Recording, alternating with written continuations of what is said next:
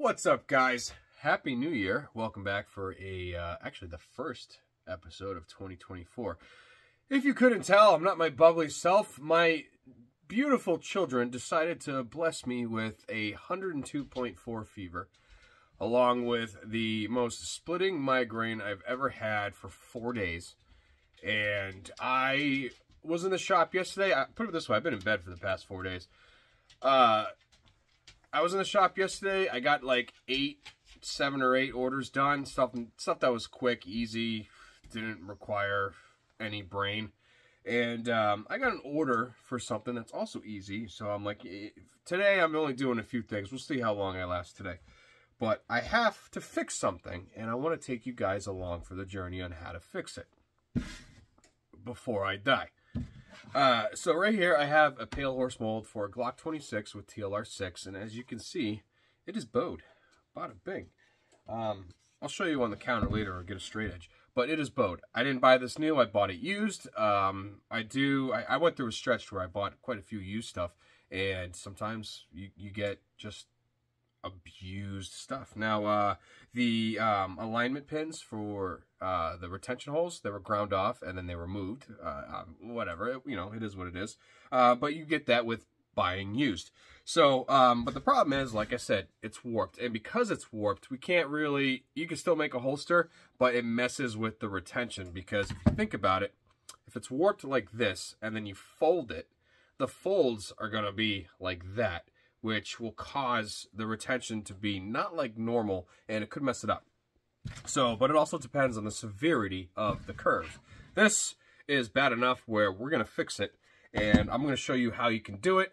I use my CNC machine just for, because it's the easiest thing I have right now, but you can use hand clamps, and I'll show you that too. But for now, this is where your toaster oven is going to come in handy.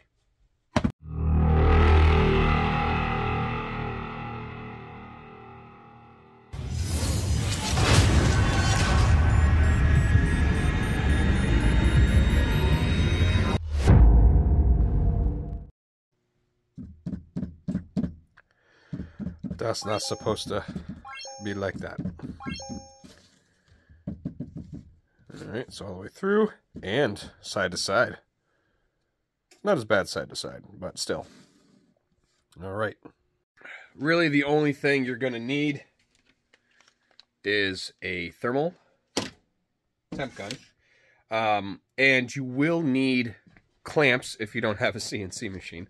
But you're going to need clamps and then a table or something that's similar to the size of the mold that you're using. I have these DeWalt's. I have quite a few of them. So obviously you'll need a minimum of 2 if you have bars going across it, but you will need at least 4, obviously 1 in each corner. Now this may seem weird, but we're going to take it, place it in the oven, and we're going to bake it. Once it reaches, I found the sweet spot around 244, I was just going to say miles per hour, 244 degrees Fahrenheit. Once it reaches that, then you can go ahead and take it out. But what you really want to do is, obviously with the thickness of the mold, like in the thinnest points, you want to be careful you don't overheat it because it'll warp it or you could completely damage it. And these molds, given I only paid like probably 50 or 60 bucks for this mold because I got it used, that's a $120 mold brand new. So what I do is I will sit here and I'll do the heat gun or the temp gun, and I'll monitor it. And once it becomes able to, I can open the door and poke down and it starts to flex when I touch it, then you pull it. And I found it's around 240 degrees. We've been in maybe 5 minutes and 155 degrees. It is not flexible yet. The only thing flexing is that, so still got time. 206 degrees and not budging it. And as you can see, it's chilly in the shop. I haven't been in here long enough for the heat to turn on and all that fun stuff. So yeah, it's currently 46 degrees. So, but the mold is 200, so that's good. 238 degrees, and it is time. So I'm gonna go ahead and flatten it out. All right, so I have it clamped down, which looks like this. Bada bang. And as you can see, I just threw down some clamps on it, but it is flat all the way around.